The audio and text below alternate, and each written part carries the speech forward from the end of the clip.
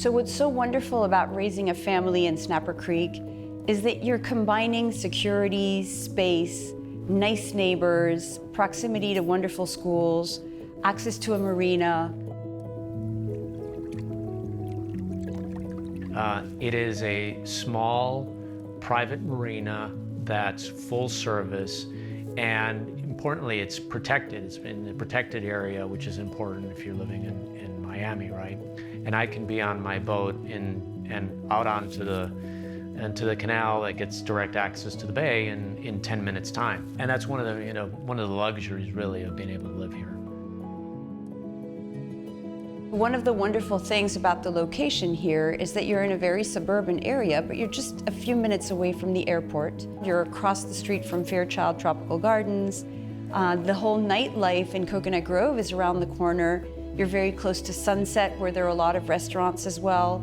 You have access to buses that come off Old Cutler and pick the children up if they go to Palm or Trinity, or if they go to Gulliver. You have access to Westminster. There's so many different opportunities of private schools and public schools.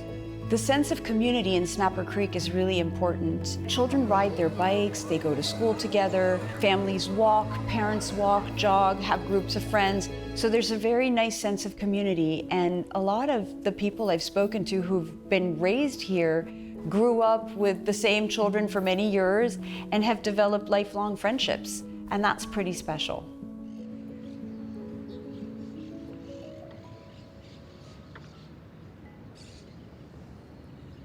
You know, living in Miami, and particularly in an area like Snapper Creek, where you have these super large lots, you have these lush green surroundings, is we wanted to incorporate all of that outdoors, indoors as much as possible. And we actually made a very conscious decision that we wanted that each of the rooms in the house, literally from each of the various rooms, you had these wonderful landscape pictures that you could see through these large windows that we install. There's something that carries you when you enter this house. Spaces become areas with a different vibe, like a little oasis. You know, you could be in the kitchen and feel like you're in a completely separate, a large kitchen, so a separate large universe, where the family room is just across the hallway but can be separated by a sliding door and has a completely different vibe to it. I think our design was in many respects influenced by a lot of time that we spent on the East Coast, and then also traveling and living abroad for many years. That ultimately led us to try to find a design and a style that I would consider kind of more classical, but recognizing that we wanted to make it both modern as well.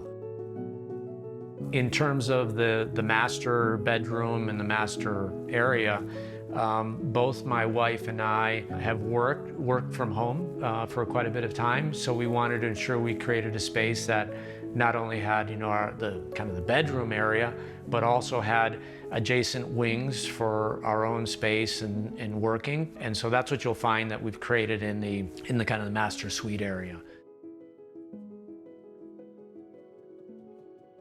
We redesigned the new pool, and one of the things that we wanted to do was to really bring kind of modern element to it, both in terms of its size, the design.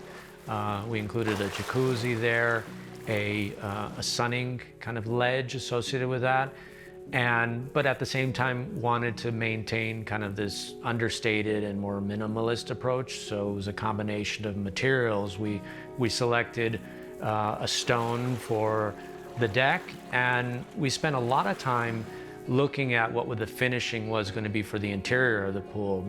Lots of different options, from glass and just kind of more traditional coating, but we found something that kind of created the impression that you almost had sand, and really spent a lot of time even thinking about the color that we wanted from the water to get it kind of more natural look to the water.